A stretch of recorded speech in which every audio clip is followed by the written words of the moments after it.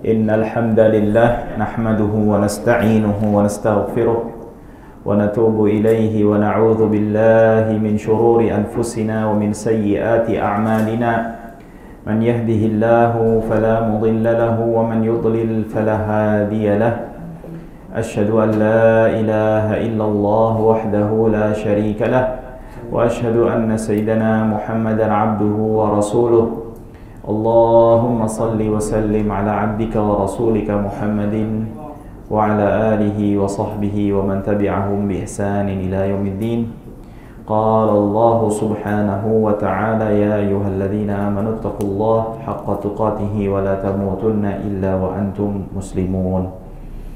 Baik jamaah sekalian, alhamdulillahirrabbilalamin, bersyukur kepada Allah subhanahu wa ta'ala kita bisa melanjutkan kajian kita, pembacaan dan penjelasan kitab Al-Mukhtasar Al-Latif karya Syekh Imam Abdullah bin Abdurrahman Bafadal Al-Hadrami rahimahullahu ta'ala. Alhamdulillah, di kajian sebelumnya kita sudah menyelesaikan Kitabus Shalah, ya, kitab yang menjelaskan tentang hukum-hukum yang berkaitan dengan masalah salat. Dan pada kesempatan kali ini dan pertemuan hari ini kita akan memulai membahas Kitabuz Zakah, yang dimana Syekh rahimahullahu ta'ala mengatakan Babu Az-Zakah, Babuz Zakah, bab tentang atau yang menjelaskan tentang hukum yang berkaitan dengan zakat. Jamaah sekalian, zakat termasuk salah satu di antara rukun Islam yang 5, ya, yang dimana kewajiban, ya, zakat ini secara umum, ya, itu termasuk ke dalam perkara yang dikategorikan oleh para ulama masuk ke dalam perkara ma'lumun minad dini bil darurah. Artinya yang udah nggak ada siapapun dari kaum muslimin yang tidak mengetahui akan hukum tersebut, yang dimana konsekuensi daripada atau pengklasifikasian zakat ini masuk ke dalam hal-hal yang dimasukkan ke dalam perkara ma'lumun minad dini bil darurah menyebabkan siapa saja yang mengingkari akan kewajiban zakat ini secara umum, ya, mengingkari kewajiban zakat secara umum ini menjadikan orang tersebut menjadi kafir, keluar daripada agama Islam, ya. Dan juga diperbolehkan bagi pemimpin kaum muslimin untuk memerangi siapa saja yang enggan, ya, dan menolak untuk membayar atau menunaikan zakat yang telah wajib atas mereka, ya, sebagaimana yang dikerjakan atau yang dilakukan oleh sahabat yang mulia Sayyidina Abu Bakar As-Siddiq radhiyallahu taala anhu. Nah, kita tadi sudah menyinggung bahwasannya zakat ini, ya, termasuk ke dalam perkara ma'lumun minad dini bid darurah, ya. Hal ini berdasarkan dalil-dalil yang begitu amat banyak yang menunjukkan akan kewajiban zakat itu sendiri. Di antaranya adalah firman Allah Subhanahu wa taala, khudh min amwalihim sadaqatan tutahhiruhum wa tuzakkihim biha. Wahai Nabi Muhammad sallallahu alaihi wasallam, ambillah zakat daripada harta-harta mereka, yang dimana zakat tersebut atau sedekah, ya, berupa sedekah, ya, tentu makna sedekah di sini adalah sedekah wajibah yang kita kenal dengan zakat, yang dimana zakat ini akan tutahhiruhum, membersihkan mereka, ya, wa tuzakkihim, dan menambah keberkahan pada harta mereka.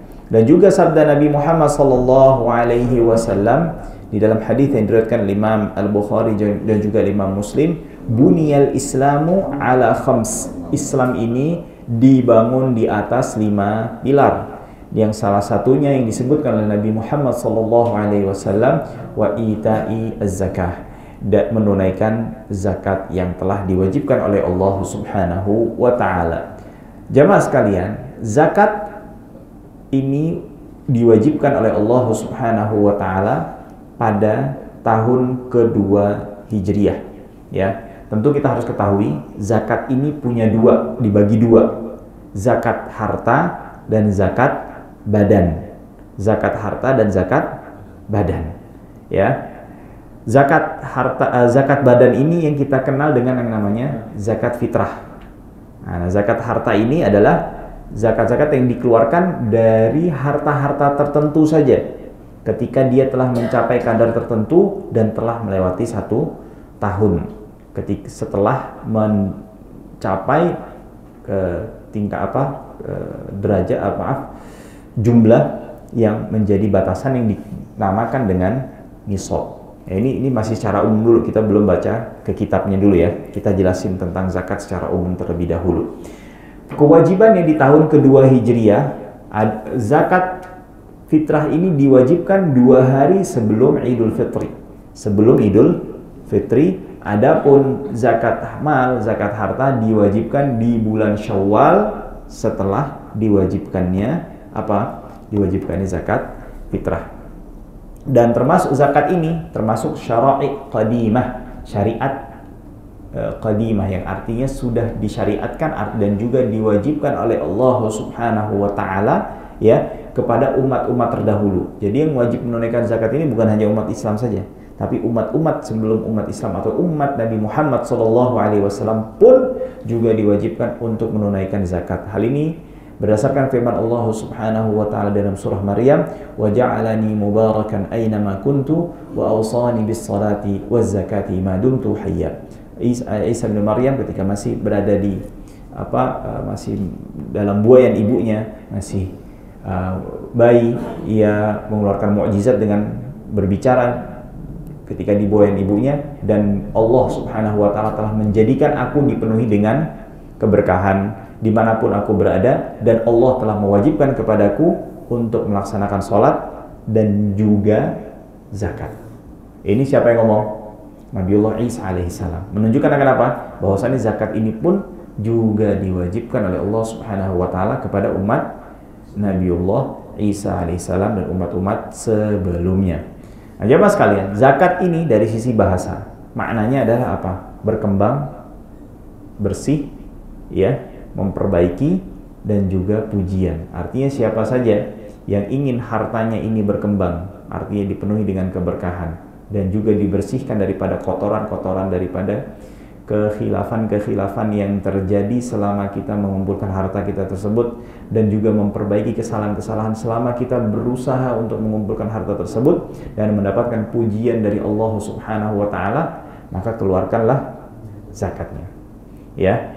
Nah, adapun dari sisi istilah syariat ya adalah ismun, adalah zakat itu adalah sebuah kata yang menunjukkan akan apa? Lima yukhraju min malin aw badan, yang dikeluarkan daripada harta ataupun badan kita ala wajhin maksus, dengan cara yang secara khusus. Jadi nggak sembarangan main keluarin nggak kayak gitu ya.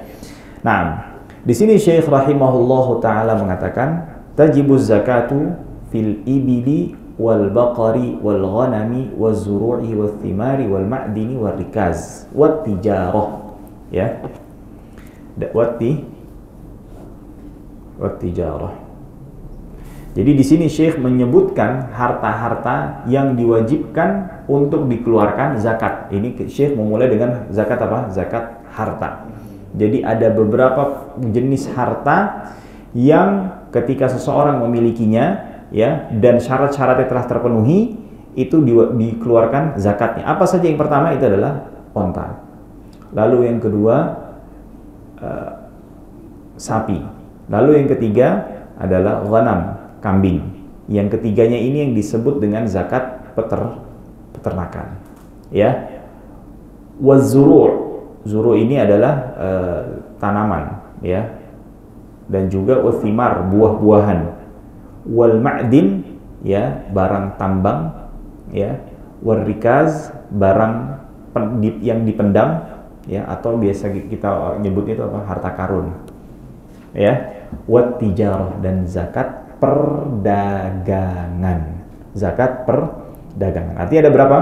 Ada berapa jenis harta yang diwajibkan untuk dikeluarkan zakatnya? Onta, sapi, kambing, ya, pertanian, buah-buahan, ya, tambangan, ya, harta karun, dan juga perdagangan. Ada 8 jenis harta.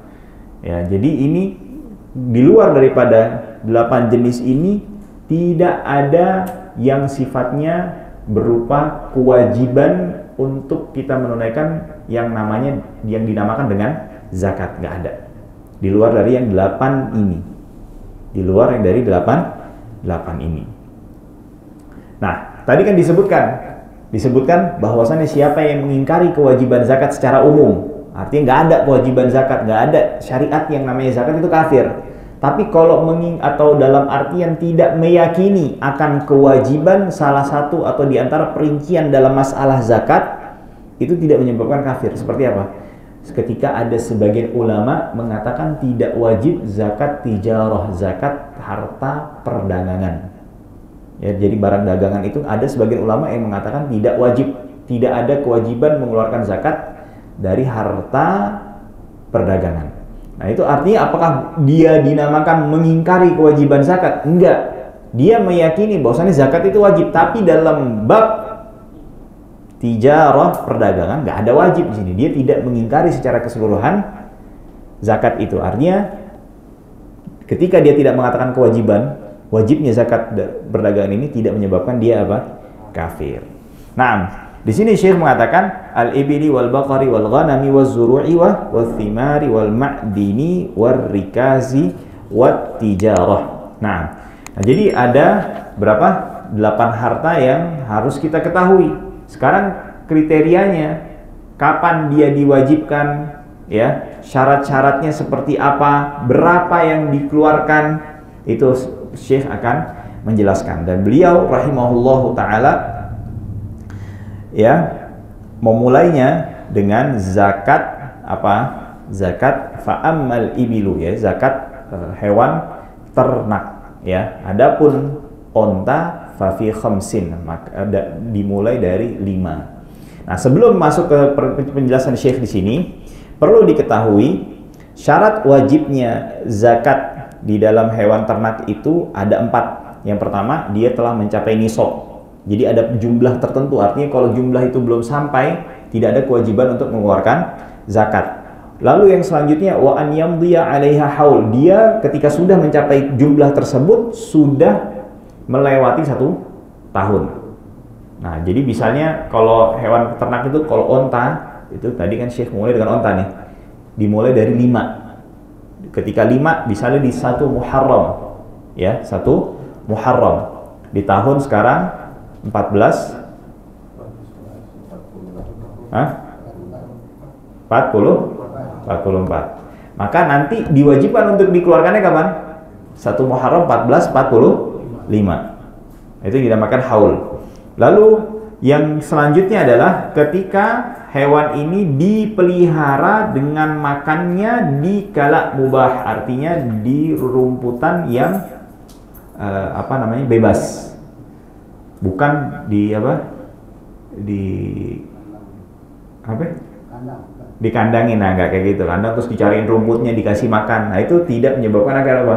Artinya syaratnya tidak terpenuhi, artinya tidak wajib untuk dikeluarkan atau tidak terpenuhi syarat kewajiban untuk mengeluarkan zakatnya. Lalu hewan ternak yang dimiliki ini bukanlah dipakai untuk apa? Untuk bekerja. Seperti misalnya kayak sapi, dia punya lahan pertanian yang begitu amat luas, ya, sehingga dia misalnya masih menggunakan cara-cara tradisional.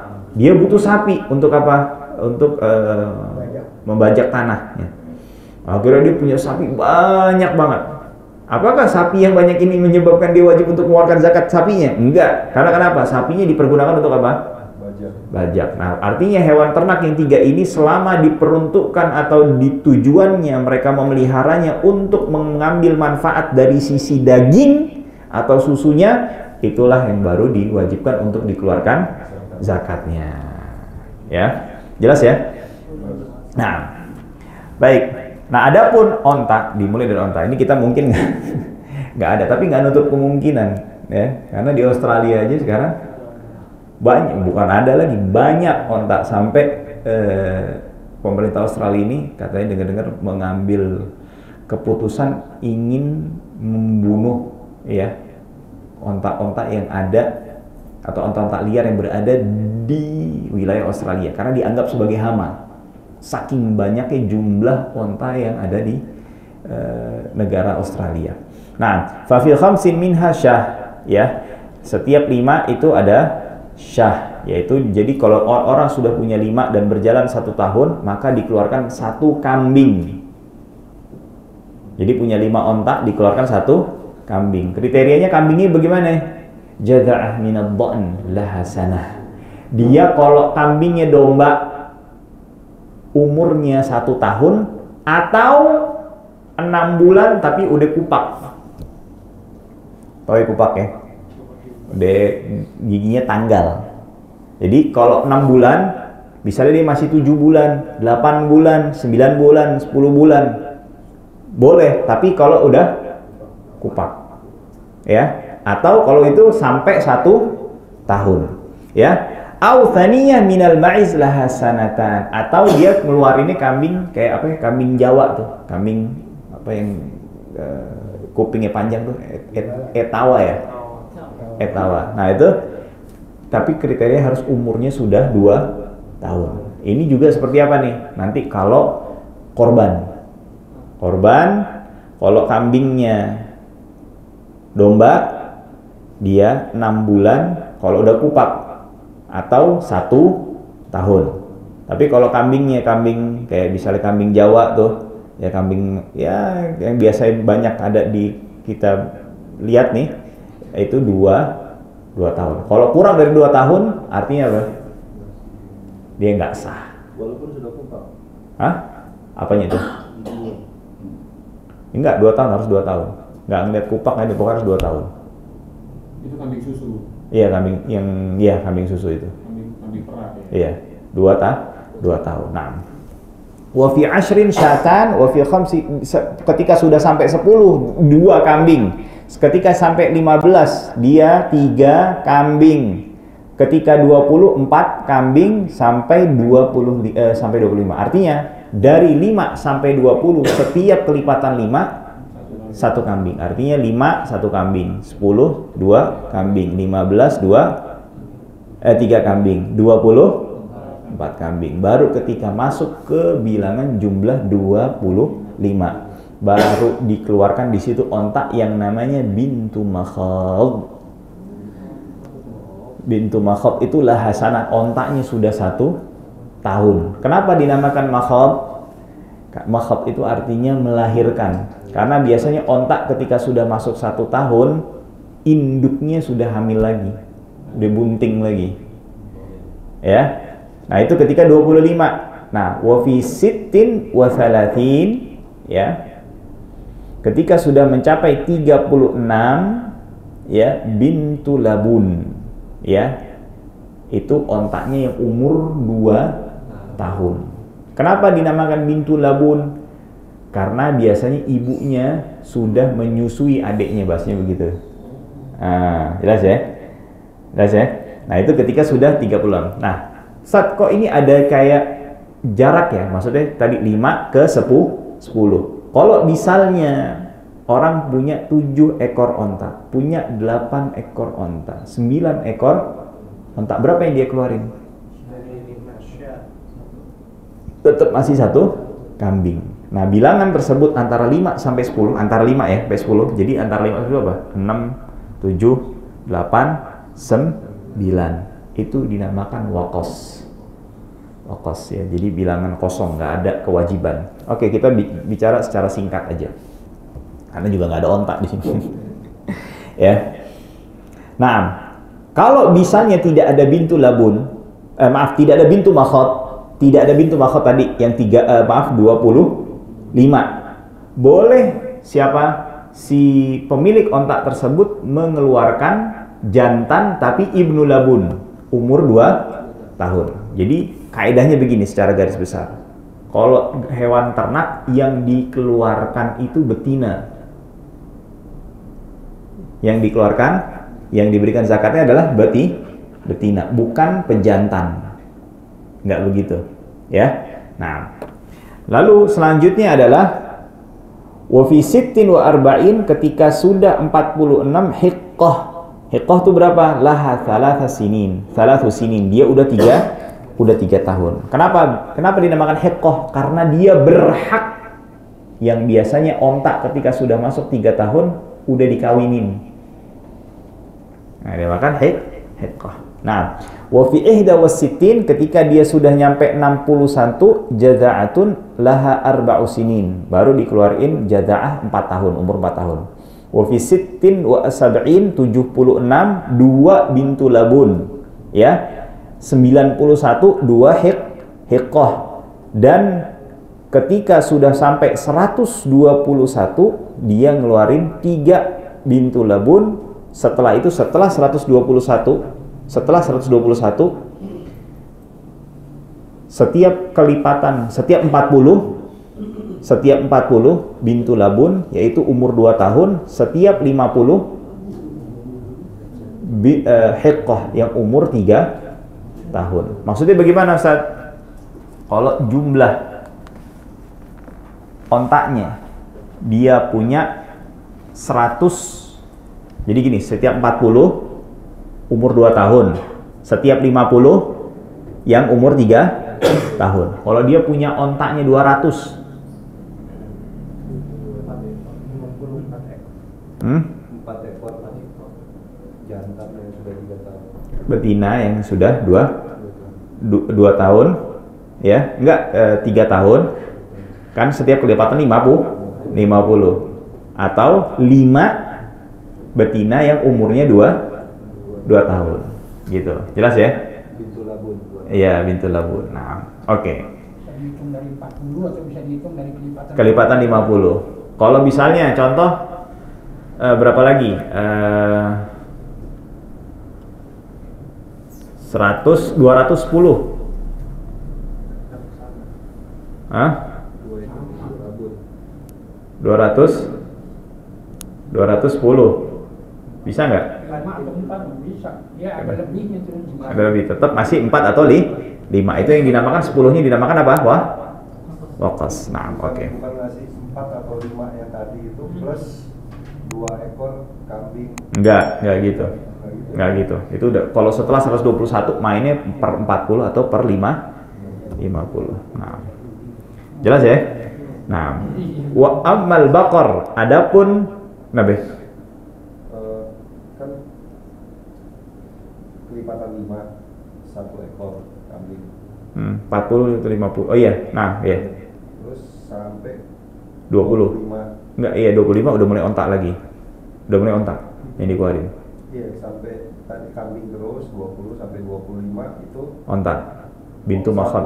Satu Bintu makhad. bukan bintu labun. Enggak, bintu makhad. Oh, bintu makhad. Iya. Udah, kita nggak usah terlalu detail masalah ontak, nggak ada ontak di sini. Ya. Nah. Maksud ini kan 200. Iya, kenapa enggak begitu? Sisa 10-nya Enggak. masuk yang 10, Enggak. 2 ekor domba, gitu. Enggak. Setelah 121 mainnya per 40 50.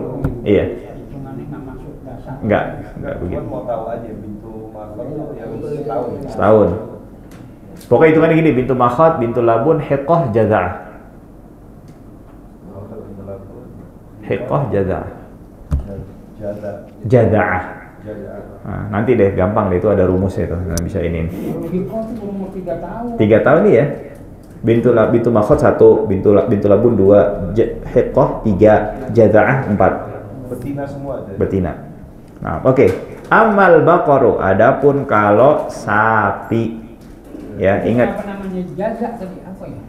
Jaza'ah itu udah kupak. Oh, jaza. Udah biasanya udah tanggal deh. Nah, amal baqaru, adapun sapi, fafi kulli 30 tabi'.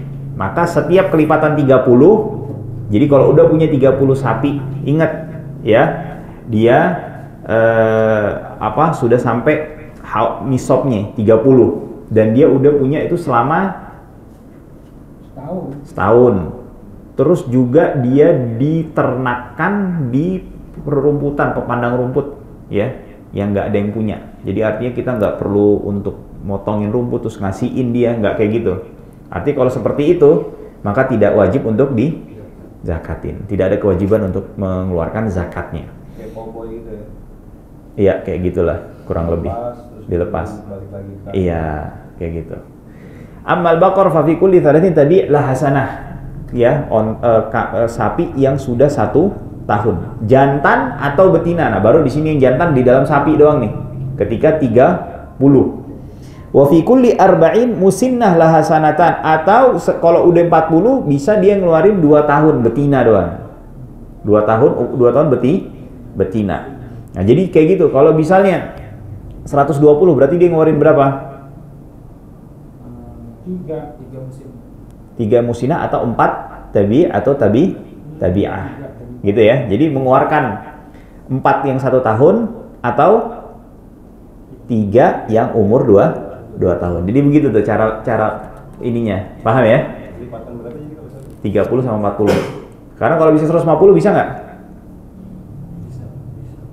Gimana caranya? Imma 5 apa? Iya 5 tabi', ya betul, atau 4 musinnah, ya 1 tabi'. Jelas ya? 4 enggak dong. Apa 3 musinnah, 1 tabi'. 3 musinnah kan 120. Jelas nggak? Nah, kayak gitu caranya. Thumma ba'da hadza fi kulli 30 tabi' wa fi kulli 40 musinnah. Setelah itu udah setiap 30 tabi' 1 tahun, setiap 40 musinnah. Ammal ghanam. Nah, sekarang kambing. Kambing masih mungkin nih. Jadi pusatkan perhatian Anda di sini. Ammal ghanamu fa fi kulli 40 syah. Setiap 40, ketika mulai 40, ingat ya, mulai dari 40 dan 40-nya ini setelah apa? Setelah 1 tahun. Dan juga dia diternak atau diberi makan di tempat apa, padang rumput yang lapang gitu. Bukan diberikan makan gitu ya, tapi dibiarkan untuk dia makan di rumputan situ. Adalah apa? Kambing. Ya, itu 40 mulainya. Wa fi mi'atin wa ihda wa ishrin, baru ketika 121 ya. 121 2 kambing. Wa fi mi'atain wa wahidah, ketika 201 ya. 201 3 kambing. Jadi gimana? Ya, dari 40 lalu 121 lalu 200 201 satu lagi, terus selanjutnya adalah 400. Nah, ini 1 2 3 dan 4. Artinya jumlah ini maksudnya apa? Dari 40 sampai 120 tetap yang dikeluarkan berapa? 1 kambing. Dari 121 sampai berapa? 200 tetap berapa? 200. Dari 201 sampai berapa? 9 yang dikeluarkan berapa? 3 kambing. Baru dari udah setelah ini, setelah 400, maka setiap pelipatan per 100. Ya, jadi nunggu sampai berapa? 500, lalu 600, lalu 700, 800, dan selanjutnya. Dan seterusnya. Nah, bisa dipahami ya? Nah, adapun jadi kalau misalnya ketika ada orang yang punya kambingnya 510, 520, 530, 540, itu hanya berapa dia ngeluarin? Tetap 5. Ya. Jumlah yang setelah 500 itu yang dinamakan dengan apa? Waqas. Ya. Waqasun ya. Artinya ya, nah. Baik. Ini adalah zakat apa? Zakat hewan ternak. Nah, sekarang kita masuk ke zakat pertanian. Di sini Syekh rahimahullahu taala mengatakan wala tajibu fiz zuru'i wath thimar illa fima yuqtatu fi halatil ikhtiyar. Adapun pada zakat pertanian dan buah-buahan, maka tidak wajib kecuali adalah pada yang ditanam untuk makanan pokok yang dimakan di saat posisinya bukan kelaparan. Kayak kita kan kalau misalnya lagi susah biasanya kita makannya apa? Kalau kita lagi senang nih, lagi posisinya lapang, makannya apa? Makanan pokok kita nasi. Kalau lagi tafran singkong kan. Indomie. Ya enggak kalau nggak ada Indomie, ya kan?